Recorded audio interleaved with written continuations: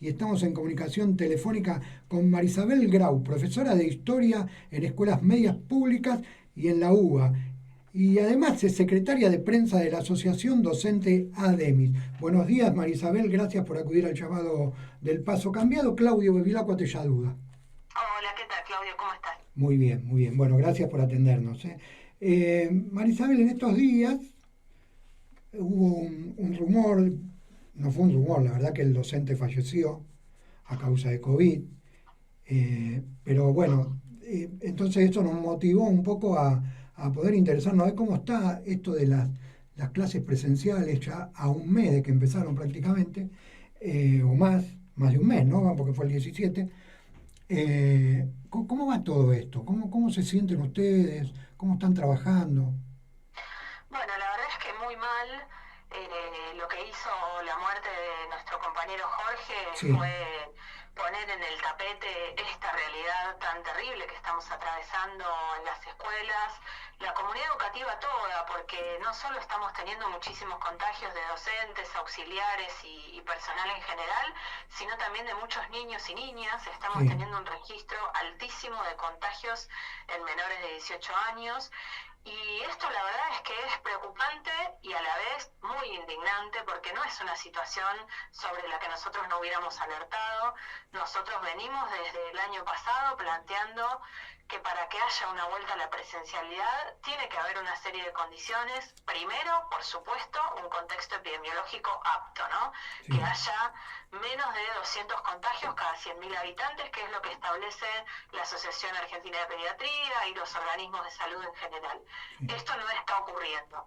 Por otro lado, no se ha garantizado la vacunación del personal docente, totalmente, cosa que también venimos reclamando. totalmente. Y además hay una cuestión que tiene que ver con las obras de infraestructura que se deberían haber hecho en todo este tiempo y que no se han realizado, lo cual dificulta muchísimo más que se pueda aplicar el protocolo que el propio gobierno elaboró.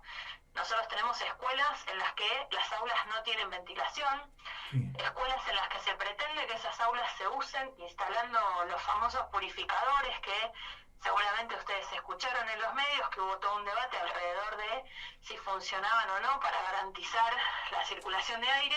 sí, Ningún organismo de salud certifica que funcionen y efectivamente el gobierno presiona para que esas aulas se usen. Estamos teniendo sí. muchísimas burbujas aisladas por contagios de estudiantes, de docentes, por contagios de familiares de esos estudiantes, pero que por supuesto se tiene que aislar toda la burbuja porque pasan a ser contacto estrecho todos esos compañeros y compañeras. La situación es gravísima y nos preocupa mucho más que frente a esta segunda ola que es evidente que está comenzando en nuestro país y en la ciudad de Sí. Buenos Aires. Ayer salió el número de 2.000 casos en las últimas 24 o un poquito más de horas si se atrasó la comunicación y demás, pero estamos en una situación crítica y la semana pasada la ministra planteó la necesidad de flexibilizar los protocolos. O sea, esto que venimos diciendo, que no funciona, que no hay condiciones para Sí, aplicar los protocolos, que genera contagios y lamentamos la muerte el domingo de nuestro compañero, sí. y la ministra plantea flexibilizar aún más los protocolos. La verdad es que es de una irresponsabilidad inhumana y criminal, ¿no? Claro, lo hacen también porque cuentan con el respaldo de una parte de la sociedad importante, sobre todo en Cava, ¿no? Ellos Sí, cuentan con... hay una parte de la población que, bueno, pretende que las escuelas sean una guardería Sí, en la que depositar a los niños y niñas mientras los cuidadores van a trabajar. Y nosotros en parte entendemos esa necesidad de las familias porque muchos están siendo presionados para trabajar, sí, porque es una necesidad económica y lo entendemos, pero la escuela no es eso y además la escuela está siendo un centro de contagio. claro. Digo, no solamente la escuela no es una guardería, No, sino que total. está siendo un espacio en el cual se multiplican los contagios. Todas las familias, los docentes, los trabajadores y los estudiantes para trasladarnos a las escuelas en general usamos el transporte público, lo que multiplica aún más los peligros de contagio. Estamos viendo transportes desbordados. La red había planteado, no se va a respetar la prioridad de los docentes. Bueno, eso es un absurdo que todo el mundo sabe que no funciona. Claro, Y la claro. verdad es que, bueno, estamos viendo con mucha preocupación que no se toman las medidas necesarias para priorizar el cuidado de la salud. Claro. Marisabel, contanos una cosa a mí, a los oyentes. ¿Cómo fue el tema de sus paritarias este año? ¿Cómo discutieron el dinero que ganan? Bueno, fue malísimo. La verdad es que nosotros venimos desde el año pasado en una discusión muy fuerte con el gobierno Sí, porque nosotros habíamos el año pasado tenido una paritaria que estableció el pago en cuotas sí, y el gobierno, luego de sancionar la ley de emergencia en la Ciudad de Buenos Aires que le permitió a la reta la reasignación de partidas presupuestarias, lo que hizo fue, primero en julio, pagarnos el aguinaldo en cuotas. Hubo compañeros que recibieron la tercera cuota del aguinaldo en septiembre recién. sí, Y además, en julio, cuando se suponía que tenían que pagar la tercera cuota del aumento por la paritaria de marzo, decidió no pagarle al gobierno, entonces ya incumplió la paritaria del año pasado. sí. Luego nos dio un bono en diciembre y este año nos plantea de nuevo un aumento en cuotas escalonado que llegaría recién en octubre a representar el 34% de aumento. Pero lo que Claro. nosotros venimos planteando es, obviamente eso no es un 34% de aumento si yo lo voy a cobrar solamente 2 meses del año, todos los meses anteriores no voy a tener un 34% de aumento, No, no recompone lo perdido el año pasado y sigue dejando el salario docente por debajo de los niveles de pobreza. Y en este punto nosotros queremos ser muy claros también. Cuando hablamos del salario docente, tenemos que contemplar que la jornada laboral docente no es solamente de las 4 o 5 horas que una maestra está en la jornada simple frente al grado. El trabajo docente implica muchísimo trabajo de preparación de las clases, de estudio, totalmente. de corrección, de vínculo con las familias. Y el gobierno pretende naturalizar que tengamos que trabajar 2 cargos, que los docentes de media tengamos que trabajar 60 horas para poder alcanzar un salario que garantice nuestras necesidades básicas. Y esto por supuesto que va en desmedro de la calidad educativa, porque si yo tengo que trabajar frente a curso tantas horas para poder tener un salario acorde a mis necesidades, bueno, efectivamente no voy a preparar bien las clases, no me voy a formar lo suficiente, no voy a realizar las correcciones como corresponde y eso obviamente empobrece el proceso educativo. Claro, en parte es lo que de alguna manera los gobiernos quieren, ¿no? Que el proceso educativo sea empobrecido. No importa si ustedes ganan plata o no ganan plata. Lo importante es que la Totalmente, gente no sepa, que la población totalmente. no se informe y que los chicos crezcan en una mediocridad, si se quiere decirlo de esa manera, que los alumnos y las alumnas crezcan en el medio de una mediocridad. Es lo que apuntan, ¿no? Efectivamente. Eso es lo Todas que... las reformas educativas que se vienen promoviendo en los últimos años apuntan a eso, a Claro, formar estudiantes en 3, 4 saberes básicos, en resolver operaciones elementales.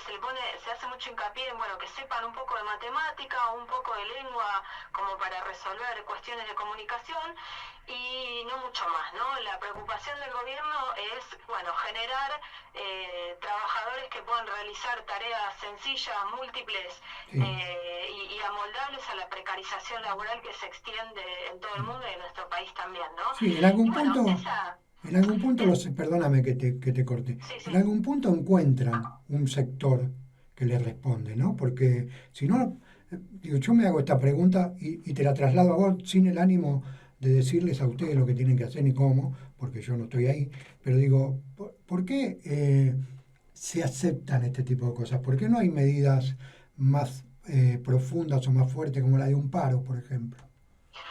Bueno, nosotros nos hacemos esa pregunta también. Desde ADEMIS hemos llevado adelante medidas de lucha en mucha soledad.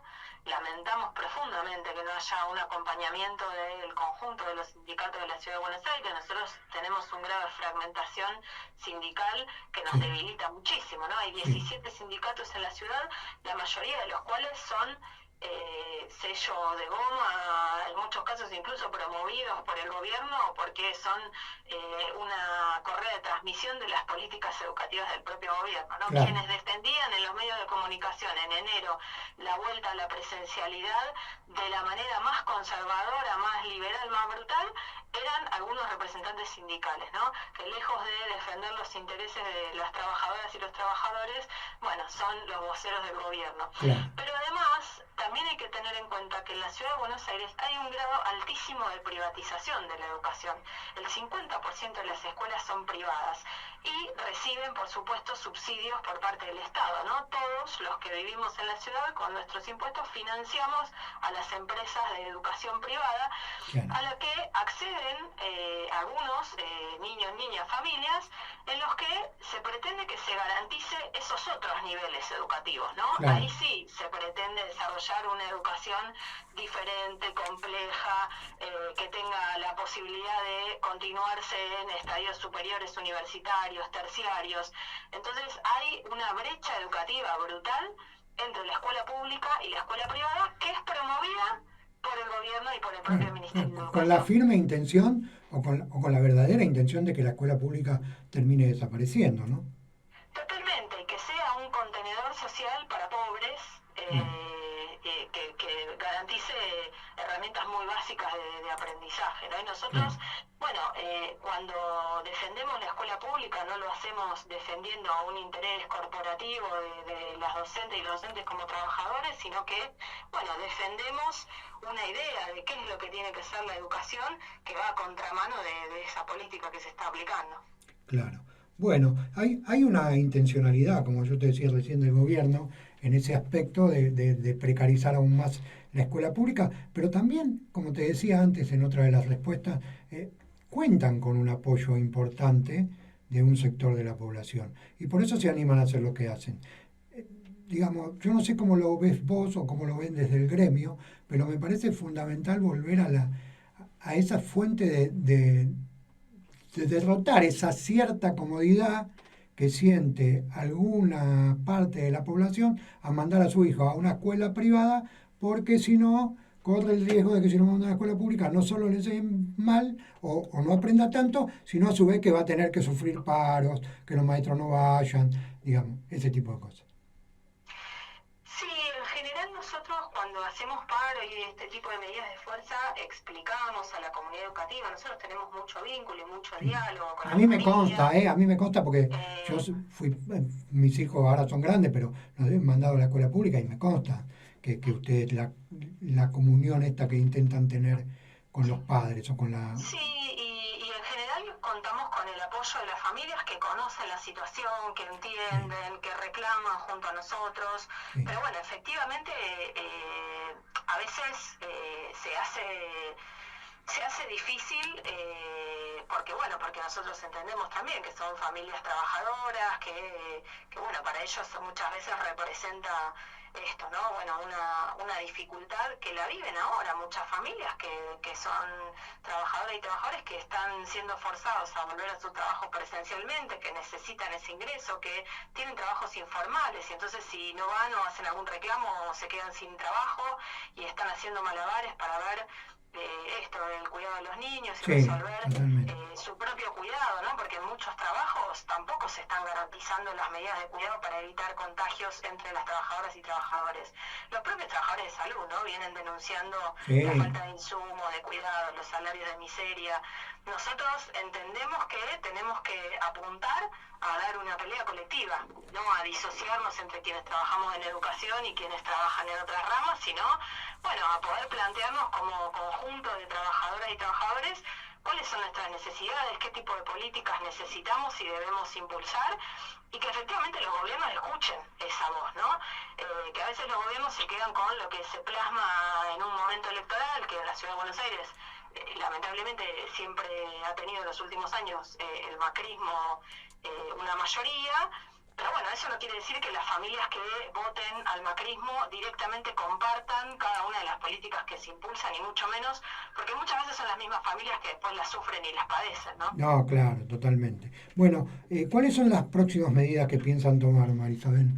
Nosotros estamos definiendo la convocatoria a una asamblea asamblea que va a ser en estos próximos días. Esta es una semana corta, estamos definiendo si será mañana o la semana que viene, y ahí convocaremos al conjunto de la docencia a debatir las próximas medidas de fuerza, porque, bueno, entendemos que en este contexto no podemos, por un lado, aceptar el intento de flexibilización de los protocolos, y por otro, seguir en esta presencialidad que, como te decía, bueno, no hay condiciones para sostenerla. Bueno, la lucha plantea, digamos, la lucha de los trabajadores y las trabajadoras plantea que no se pueden seguir con las clases presenciales.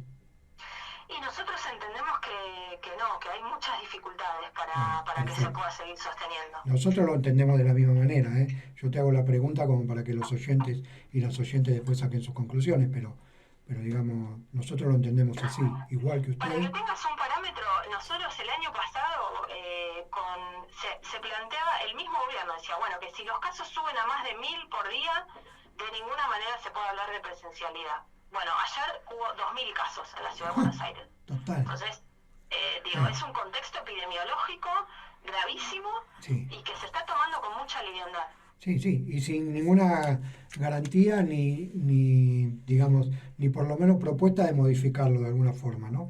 Porque Totalmente. las vacunas no aparecen. Y aunque aparezcan las vacunas, vos fíjate también que una de las discusiones que ha habido en Europa es que tanto la vacuna china como la vacuna inglesa no están funcionando para las cepas, ni para la cepa africana ni para la cepa del Reino Unido. Claro. Entonces, muchas de las personas que han sido vacunadas tampoco es que tengan garantía de que frente a esta circulación comunitaria, estas 4 nuevas cepas que se comunicaron ayer, puedan relajarse diciendo, bueno, ya está, yo me vacuné, yo no voy a tener ningún tipo de problema en el contagio, ¿no? Totalmente de acuerdo, y aparte ninguna de las vacunas en realidad te puede dar la garantía de quedar totalmente inmunizado, porque se está aprendiendo con esto, digamos, ¿no? Están usando a la gente como conejillos de India, y la realidad que no hay nada garantizado.